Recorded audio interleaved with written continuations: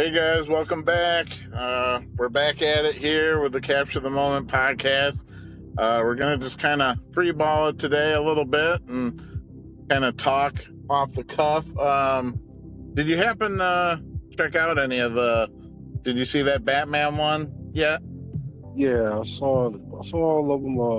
Batman was pretty cool. Just driving into the. I mean, it guess was he mainly him remotely driving, controls. but it still Yeah, looked cool. The weird thing to me is seeing the Batmobile in the middle of the day seems weird. Like, yeah, on you know, like regular traffic, and yeah, then it just separates and regular, goes you to a know. one road. Yeah, this thing was cool. Joker blew him up. Well, he wasn't in the Batmobile, but still, it's cool in concept. And And it if they looked can, Nicholson-ish, the yeah, Joker. So I yeah. thought that looked good. I thought the costume, the mask, and all the stuff looked pretty much like, Yep. 89 Keaton Batman. Yeah, with Michael Keaton Batman. It was pretty cool. That Vegeta Ultra Ego transformation against Akuma, that was pretty sick. Yeah. Let me see. The fucking Friends, X-Men, the Oh my Friends, God, dude. that was hilarious.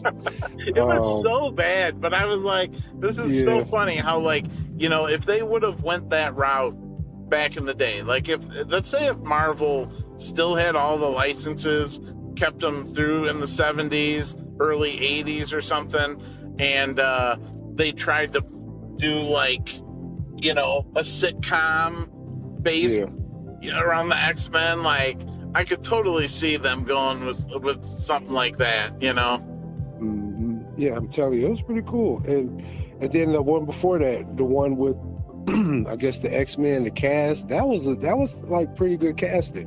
Yeah. Like an 80s version. Yeah. I'm looking like, okay, I really wasn't mad at none of that casting. Like that probably could have worked, Mm-hmm. Sigourney Weaver as Jean Grey, I think, the Phoenix, Stallone as Wolverine. See, the thing with Stallone, he got the look, his voice, it would have threw me. I don't think I could, him trying to be, hey, old Bubba, you know what I'm saying? If he could, now we don't really know. I don't know his range. I've seen a number of his movies. He seems to kind of be in that Arnold, like he doesn't have a super big range in his like acting ability and like pulling off a different character. It always just feels like Sylvester Stallone as Rocky, as he's the Rambo. same character. Like it's still just him. But if he went through some actual, because that's the thing, like that's the way the movie industry has really changed. Actors these days, it's a transformative art form. Like you want to lose yourself in the role to where it's not just, people aren't just seeing, like Tom Cruise is Tom Cruise no matter what he's in, and I think that also goes back to that, people say like 70s, 80s movie stars. Like we don't really have that as much anymore, where, someone can play, like Ian McKellen can play like Magneto and then play Gandalf, and they don't even feel like they're the same actor. Right.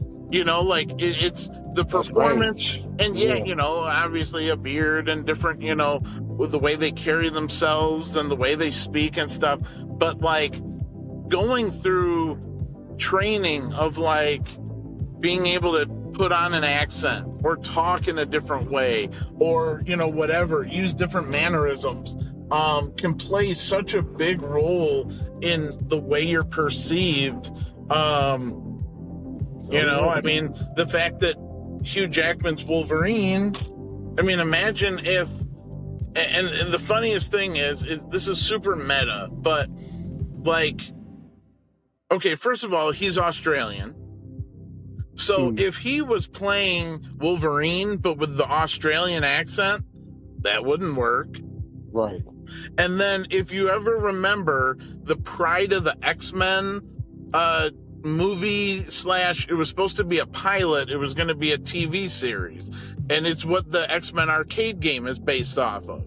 It's the same artwork. Magneto looks sick in it. You have Juggernaut and, you know, Sentinels and all this different stuff. And in that rendition, the voice actor for American Wolverine is Australian.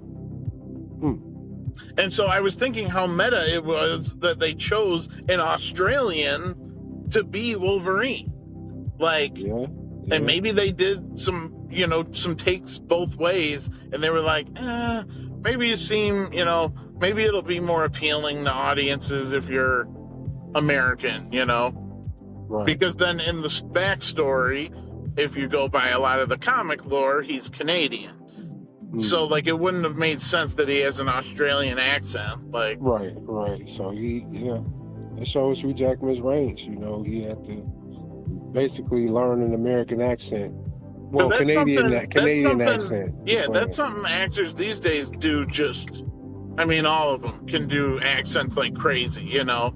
And like, to the point of, like, I didn't even know, you know, Christian Bale was British till like 2010 or something, you know. I saw an interview and I was like, what the hell? Yeah, when you see him get interviewed and then you hear this accent, it's like, what the fuck? Like, I thought he was American, you know.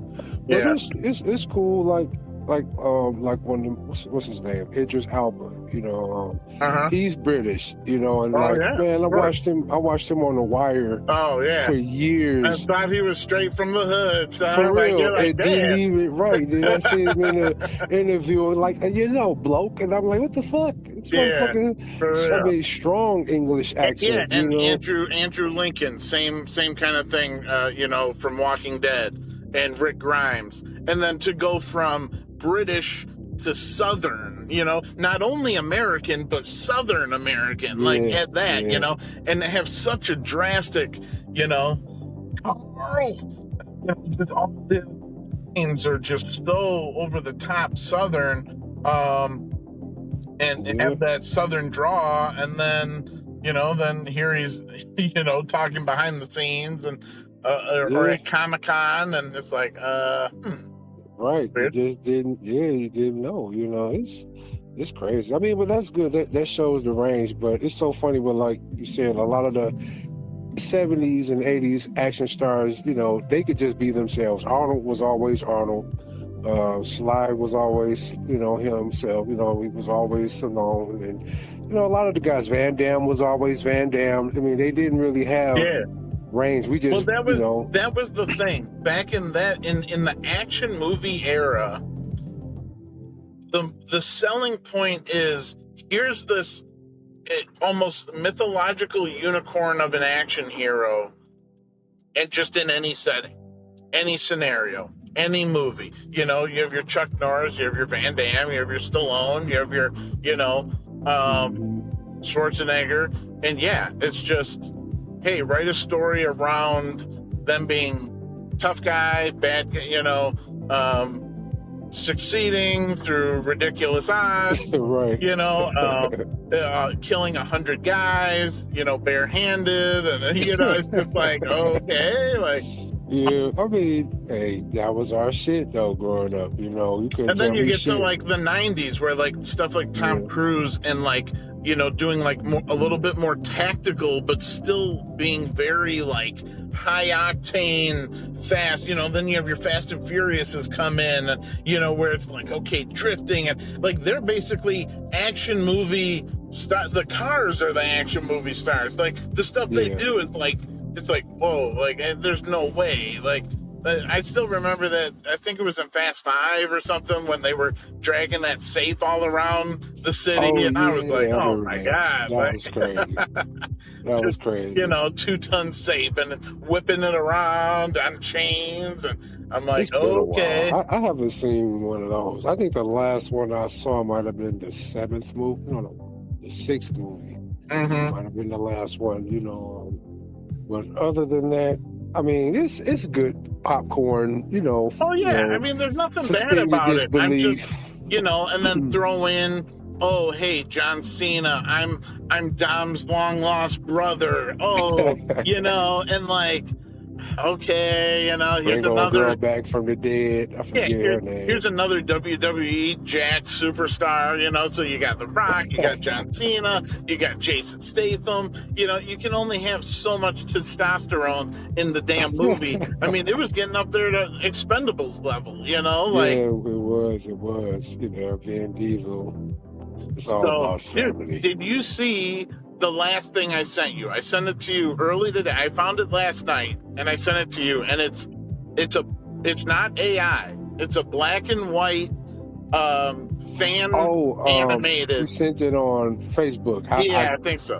Right when you sent, I didn't watch it yet. I was about to click on it, but somebody had came to the house. It's only like, I think it's maybe 30 seconds long. I mean, I could check it out. I could probably watch it. Yeah, even just check it out for a minute and I'll talk a little bit. But man, I'm telling you, like, stuff like that where I'm like, how is this person not hired by Disney or an anime, you know, company or something? Because the shit he drew, it had like 4 colors in the whole thing. I think like their eyes at one point were a different color. There was some effect that had a little bit of color. But other than that, it was kind of like, you know, the manga where it was like essentially black and white. And I was like, oh my God, like, dude, it looked so clean and crisp. And I was just like, damn, dude, like, if we can luck out and Galactic Patrol can be anywhere near that level.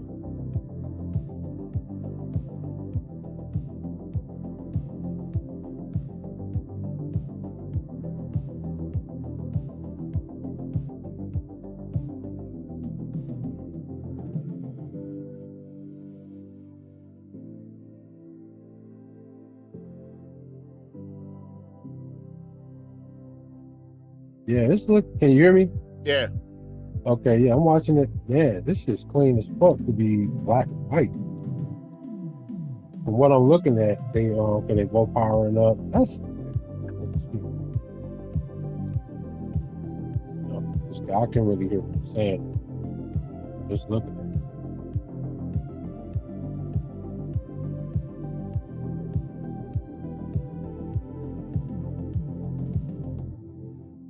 You went ultra. Yeah, basically, it's just both of them transforming into what currently is their peak. And I don't know, Gas, maybe he's a current villain in the manga, but like they both power up and go to hit him, and like he blocks it, and like it wasn't shit. And I was like, damn. Yeah, that's pretty sick. And that's fan made. Yeah. And they even after that, then there's like a little credits that roll, and he shows like cells from his rough drafts of like the drawings of the faces and like with like, you know, the blue outline and different stuff like of his rough sketches and stuff. Shit's sick. That's pretty sick. I mean, it's short, but I'm like, God damn, whoever did that. And I'm not sure if it's the guy who posted it on that channel or not. That was the only animation on out of all his videos. Everything else was like random DBZ clips from movies and episodes, and I'm like, okay. Cool. But that's pretty tight. Yeah. For it to be like a black and white, like practically hand drawn. I'm pretty sure he had maybe used a little AI help, but you know. I mean, whatever. But it looks amazing. But even if he did, I'm not shitting on it. I'm just saying. No, I know. It's sick, you know, and then once again, when it comes to AI, it's all on how you implement it, you know. But that look pretty sick. I mean, if you can do a scene and have 2 characters power up and throw a punch or throw a blast or something, and it can look that clean and that sick, and I mean, you know, imagine like the fact of how much time, you know, I know for the manga, part of the thought was that it saves them a lot of time because all of the white is stuff that they don't have to draw, you know? Yeah. So like having Goku be Ultra Instinct and his hair be white, or have it be Super Saiyan, you know, and all of a sudden you don't really have to draw his hair in other than a few lines of a little bit of shading and shadowing and maybe his aura. But like, you know, that all of a sudden saves a lot of time if you're having to color all those in or ink all those in. Right. Yeah, man. So that's pretty sick. Did you hear anything on like the button check stuff, like something with Goichi, like fainting or being sick or something during near the finals of the KOF thing? You know, I saw a thumbnail. I haven't even checked it out. You know, but yeah, I hope he's all right though. You know, it sounded like, I mean, the button check video said like Goichi retiring, or that he's done or something. And I'm like, because this is the second, remember the Shar or something, I think. Wasn't it the Shar that like... No, it was the guy who won, I think he won Capcom Cup. He used JP. Yeah. And he I forget his name, but he had to take a break because of health issues. I forget his name. I thought it was the Shar or someone, but one of the guys had an issue like during the top 8 where like he had an issue backstage and wasn't sure if he was going to be able to like come back out, or like, I don't know if it was blood sugar or, you know, I have no idea what it was. But so, yeah, I mean, one of the other things, and I know this is kind of messed up at the point in the FGC, but I will say, as someone that's 45, you know, you've had health issues. I've had health issues of like being on high blood pressure pills and stuff like that.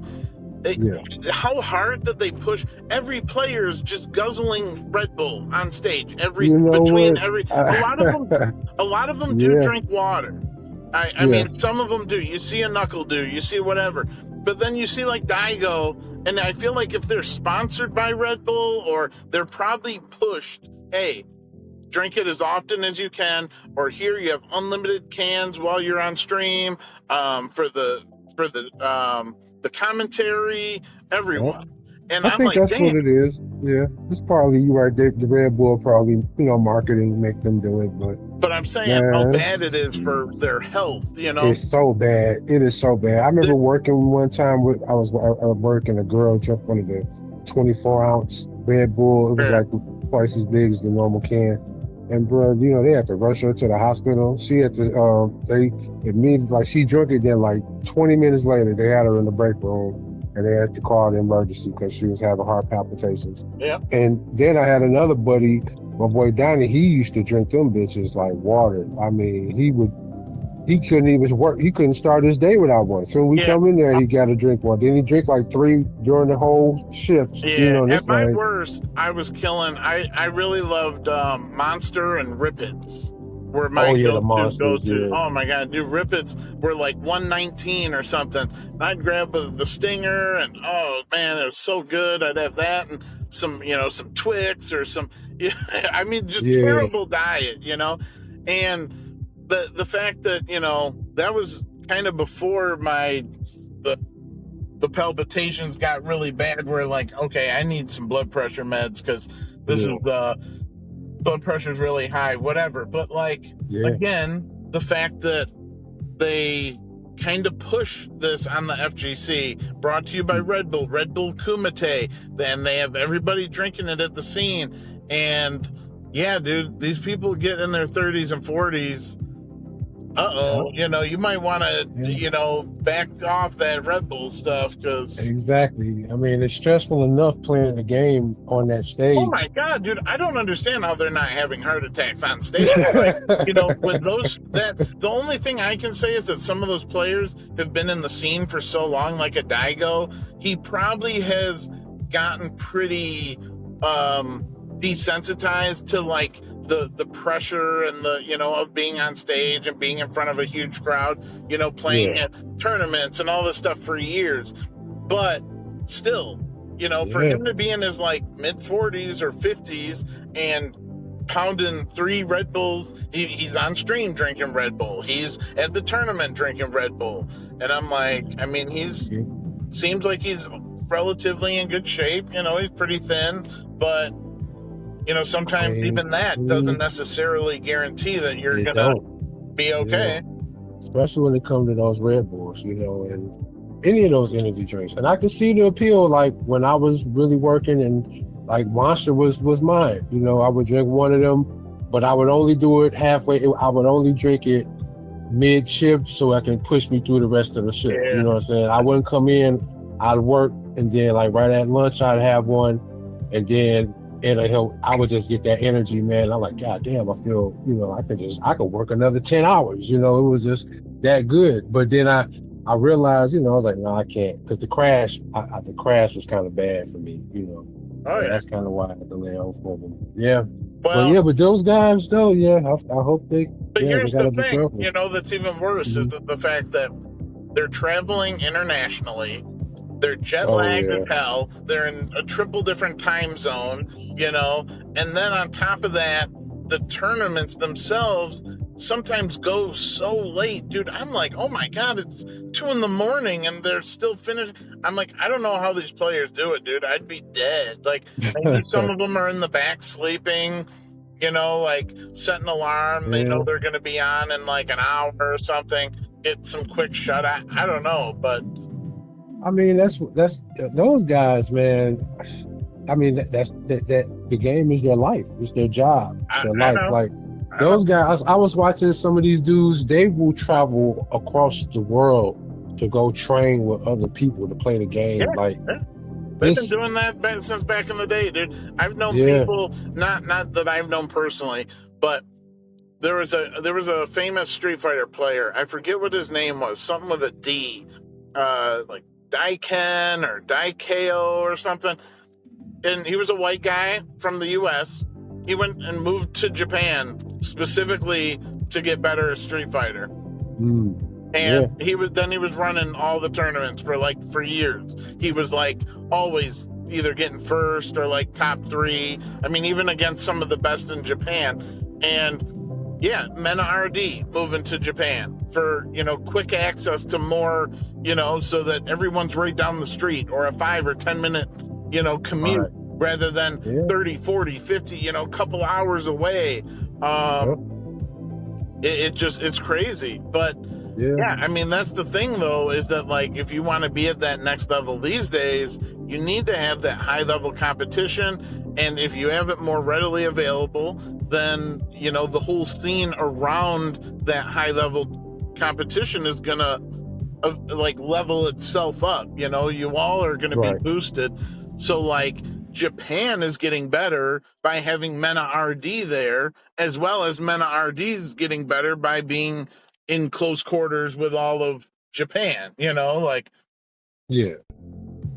that's how you want to be the best. Let me ask you this, and I've really been wondering, and I don't know how this goes. I mean, I know you probably don't know, but just out of speculation.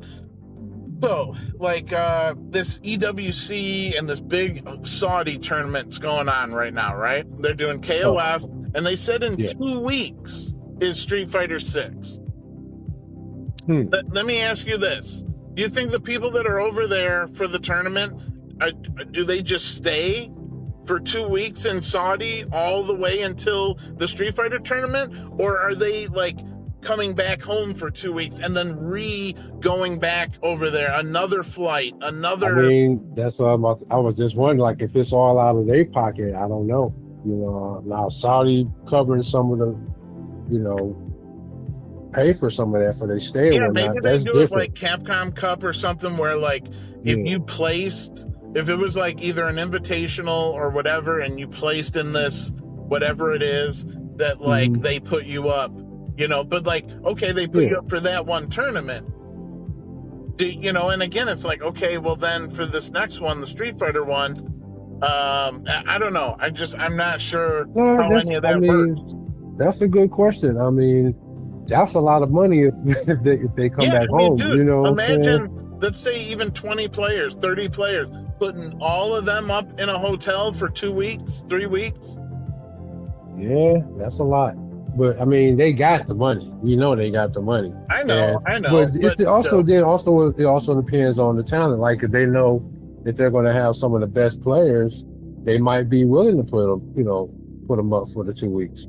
Yeah, and what do you think of like so let's see, it was Dual Kevin, right? That he got signed by a Japanese. He's not recruited, what's the sponsored. Okay. He's on like a Japanese team. Oh, okay. And so I'm like, it seems weird to me that other regions are gonna like, hey, what if an American team just is like, hey, we'll pay Tokido, we'll pay you, some crazy amount. I'll be on an American team.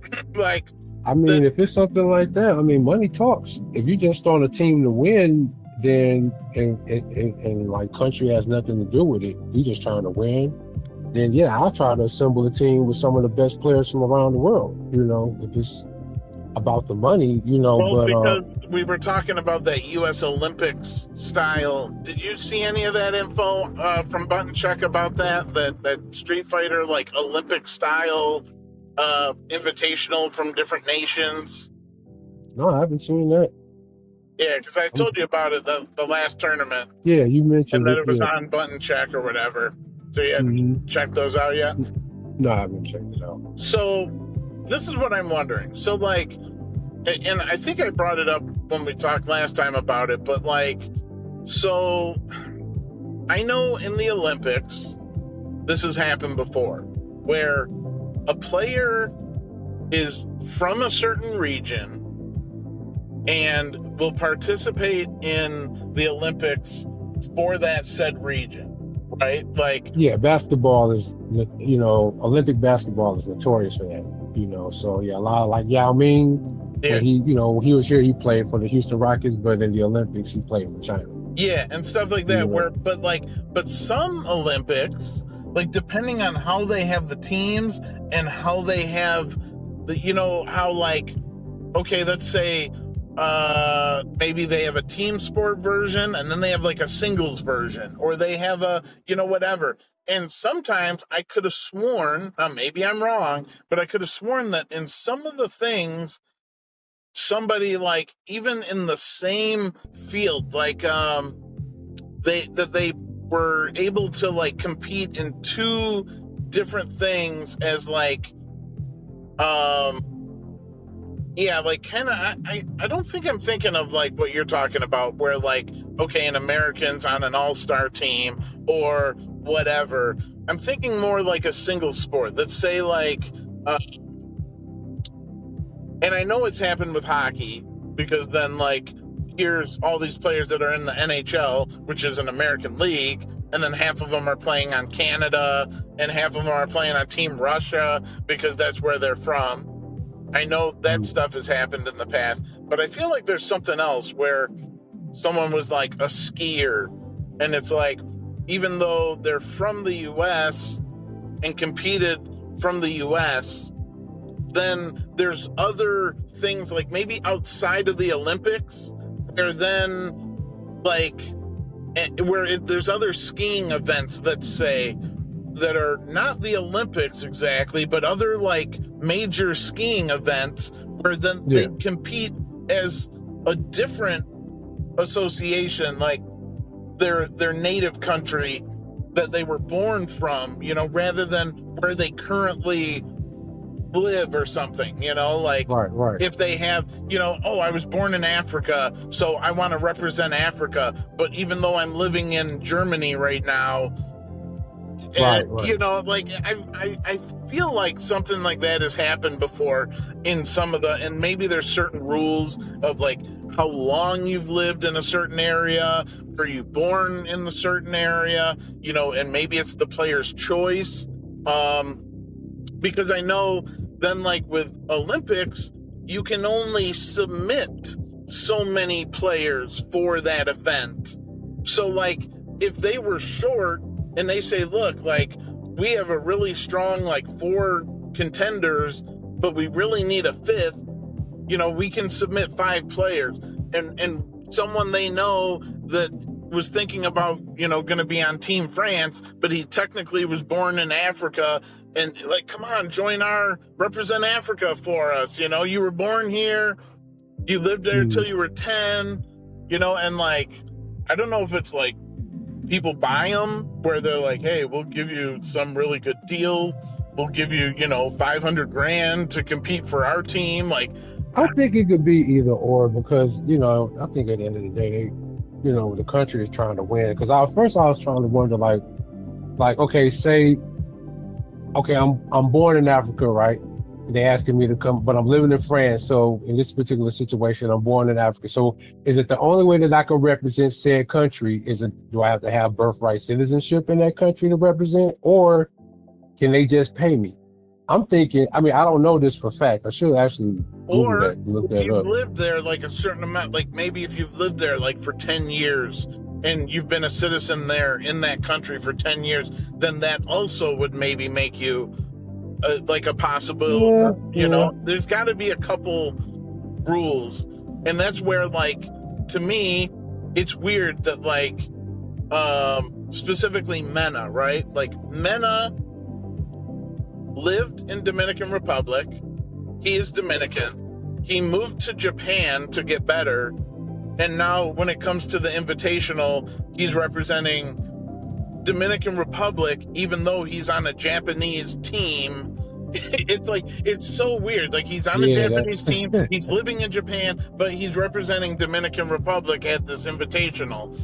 And I don't know if that's because they want to eat their cake and eat it too, and they figure, well, Japan, we want to offer to these 4 that have lived there the longest. You only just moved here and you're not a native of our country. As good as a player you are, that's not fair for us to bump one of our 4. So why don't you just play for the Dominican Republic, and that way you'll still be, have a shot at it with your team. I don't know. That's crazy. I'm looking at it like maybe it's because it's not not a representation of the country. Is it just like the sponsor he's with? How some of these teams, like, what's just an old team, Evil Geniuses? It's just a bunch of, just a group of guys assembled from different, aspects of the FGC. So it's like him being with them, you're saying like it's not like no Olympic event where he's representing the country. It's just him on a team that just happened to be in Japan. Yeah. You know what I'm saying? Yeah. Okay. So that's where, I don't know, and it's weird. So, and I want to bring this up. I thought it's kind of funny, and it's kind of along the same line in a roundabout way. But I'll tell you, the other day, I saw a student driver pulled over by a cop.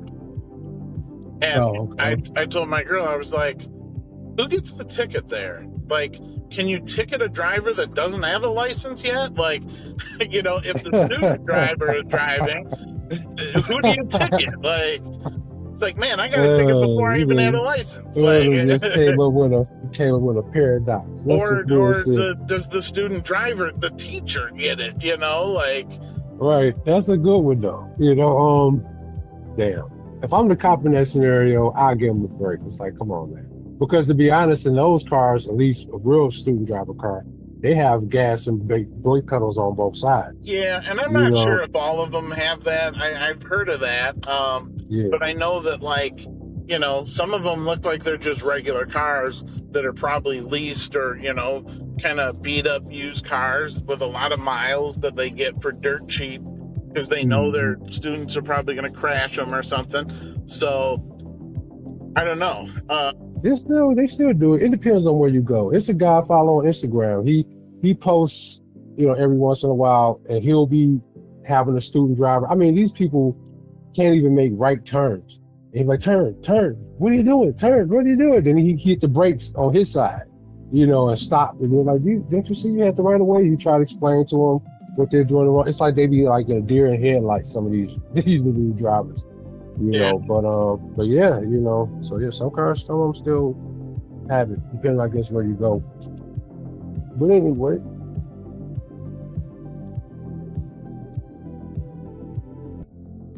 Yeah, so I don't know, man. It's kind of crazy, but yeah, I'll be getting back to work. I got another probably about 5 minutes, 10 minutes that if we want to wrap things up. Is there anything else, like either I'll tell you, I played a game, and now I know you usually don't put a lot of time into these kind of games. It's another kind of Souls-like game, Metroidvania-ish, Mandragora. I don't know if you've ever heard of it. No, I haven't heard of that one. Yeah, so it's pretty cool. I beat it, and I started New Game Plus, but I don't really see a point in it. I mean, it's like, okay, you can New Game Plus. There's like 4 different versions that you can make, like New Game Plus 0, 1, 2, 3, and 4, and that up the difficulty. And you're able to like keep learning skills and skill tree stuff, and all this different thing. You get abilities just like Metroid. You'll get a grapple hook or a double jump or a ability to get over to areas that you couldn't access. Same thing like what is it, Nine Souls and Hollow Knight, where like if you die, your essence is there and you got to go get it back. And kind of typical. It was pretty sick. I'm looking at it. It was pretty fun. I streamed it a few times and it was pretty fun, but now that I beat it, I think I'm about to leave it alone. And I was thinking, did you beat Hollow Knight? No, I stopped. I basically got to the last area, and it's so meticulously annoying. I mean, you have to be so like frame perfect on all your hits, and I just was like, man, I don't even want the stress of all this to be. I mean, literally, you go through a part and you can't touch anything, like on the whole stage, so you're bouncing off these saw blades, and you keep hitting it and it bounces you up like 2 feet, and you just keep doing that. So you do these pogo bounces, but then there's other ones coming at you, so then you have to like double jump and then fly and float for a second, come back down, bing, bing, bing, bing, bing. And if you touch anything in the entire stage, it's an instant kill and you have to start all over. That's right. I'm like, dude, how was that fun? Like, I mean, I'm a pretty good gamer. Like, I've played platformers for years, and it's to the point of like, I don't find that fun. Like, yeah, it's one thing to be challenged. It's another thing to be punished. And especially for stuff like that. Some of these games, they be on some bullshit.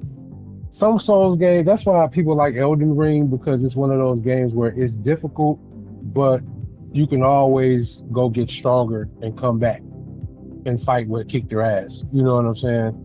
And for some of these type like games like Hollow Knight, it's more so about, I guess, your finger dexterity and how good are you with, like you said, frame perfect hits and that type of stuff. And just memorization of like so stupid of like insane. I mean, if you get a chance, there's a video, or I'll try to find for you, of like one of the stages that I'm talking about, and I want you to see how retarded this is. Like, I'm like, why would anyone go through this? Like, and apparently the sequel, Silk Song, is even worse.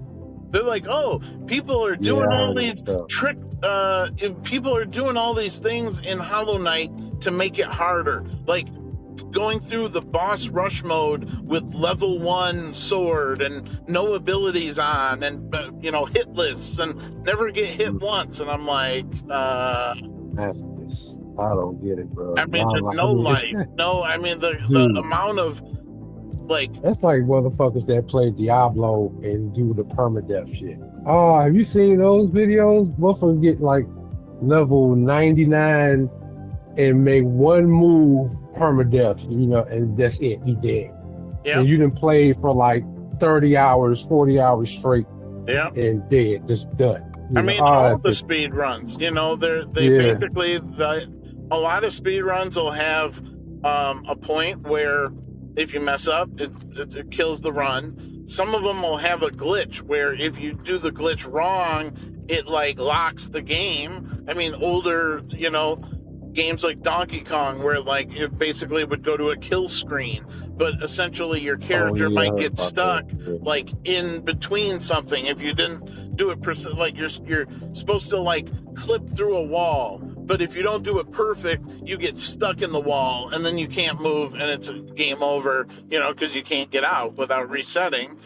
And all of these that's are hours and hours put and into the it. amount of memorization and the amount of like grinding over and over and over for like a 0.01 faster time, and I'm just like, I don't understand how people do this. Like, I would lose my mind. Like, some of those, I'm not going to even lie real quick. I do watch, like, it's a guy named Summoning Salts, and he'll, like, I watch, like, the Mike Tyson Punch-Out record and some of the other ones. It's kind of interesting, you know, but it's like, wow. Because we played these games growing up, and it's like, wow, I never knew you could do stuff like that. You know, and so many of the games we grew up playing, especially for the NES, it's like, wow, you watch them play, and oh man, that Mario Kaiju shit, I think it's called Kaiju, where it's like they just be hopping and bouncing, and I mean, you probably see some of the Mario Maker stuff, but it's a cycle. I've seen, you probably seen them on GDQ, and the crazy. I mean, that's like Mario Dark Souls. That's the only thing I can equate it to. It's like if Mario's was like a Dark Souls, because the way that you have to jump and bounce off the shells and time the shells, and you make one mistake.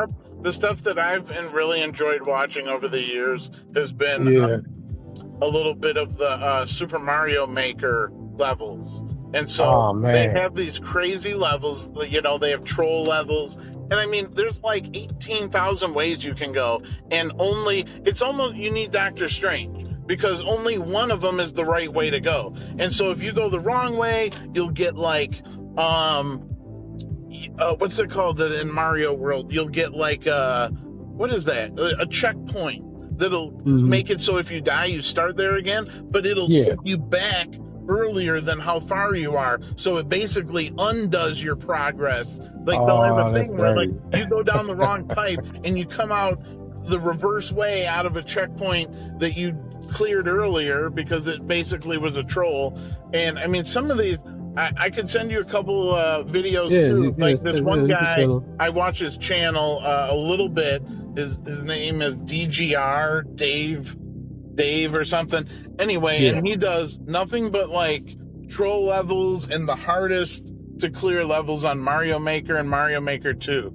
And I'm dude, seriously, the patience to get through these. And figuring out like, okay, wait, I have to hit this, that does that turns that yellow, then that open, then I need the super big Mario, then I can break a block, and then I need mini Mario, and then I turn into Link and shoot an arrow, and that does that, and I'm like, holy shit, dude, like, that's similar to me. I love that shit, man, because it's like I played Super Mario I put so many hours into those games growing up, and to see them play the way they play, it's like mind blowing. It's almost an art form.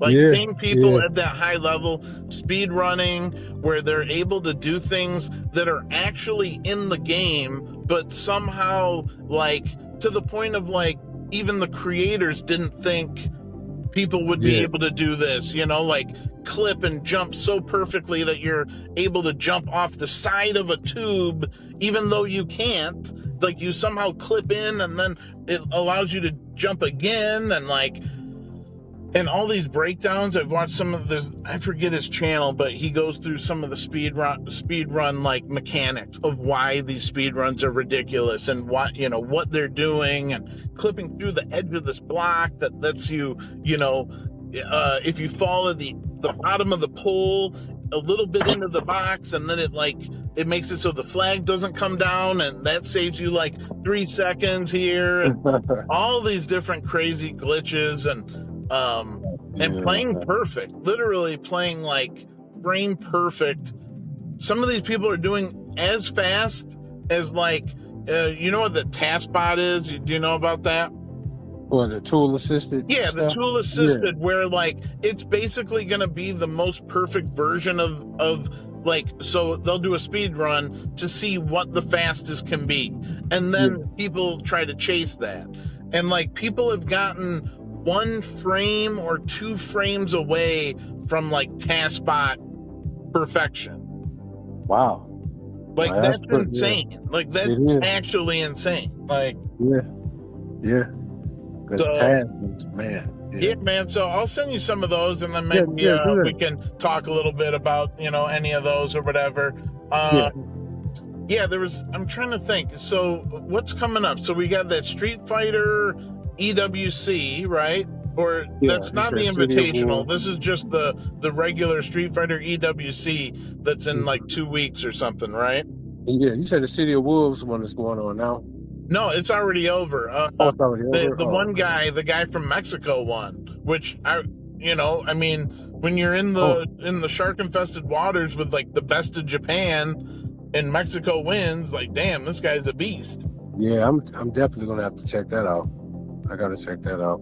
That game is so good, man. I was watching. I think it might have just been earlier fights, and just man, it's up there with Street Fighter as far as mind play and like how you the way you use the feint system, the combos, the just defense, the hyper defense.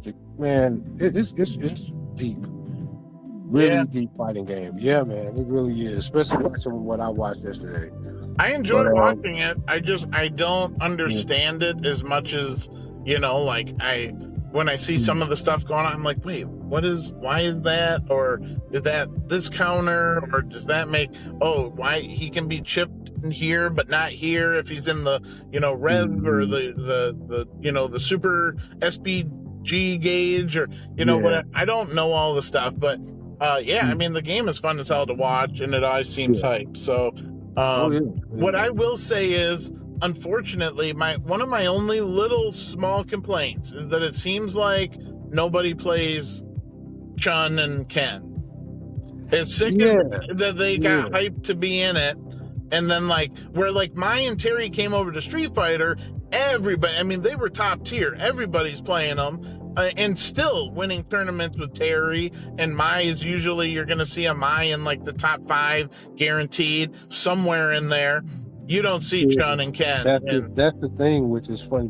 It's like they're like mid-tier. Yeah, kind of sucks. I wish they were. Maybe they'll get buffed eventually. Maybe they'll do a big, a patch like a Street Fighter style patch where they do a full character, full roster balances and maybe buff and nerf a few things. Maybe that'll change later on or by another season, but who knows? Yeah, man. But all right, well, I'm gonna let you go. I just got back to work and I need to punch out and take care of a couple things. So appreciate the time as always, man. And who knows, maybe later in the week or on the weekend or next week we'll touch base on, I'm sure something will have popped up by then. Seems like there's a lot of stuff in the FGC going on. One thing, and let's talk about it next time. Let's make sure we set aside some time. I really wanted to talk about the whole Sony non-discs thing. And the Xbox stuff. So let's try to next time, maybe even like midweek or like Friday or something. If you have some time, let me know a good day. Text me and let me know when. Friday's good? Yeah, Friday afternoon, evening afternoon is good. Yep. That should work. All right, man. All right. Let me end the recording real quick. And all right, thanks, guys. We'll catch you next time.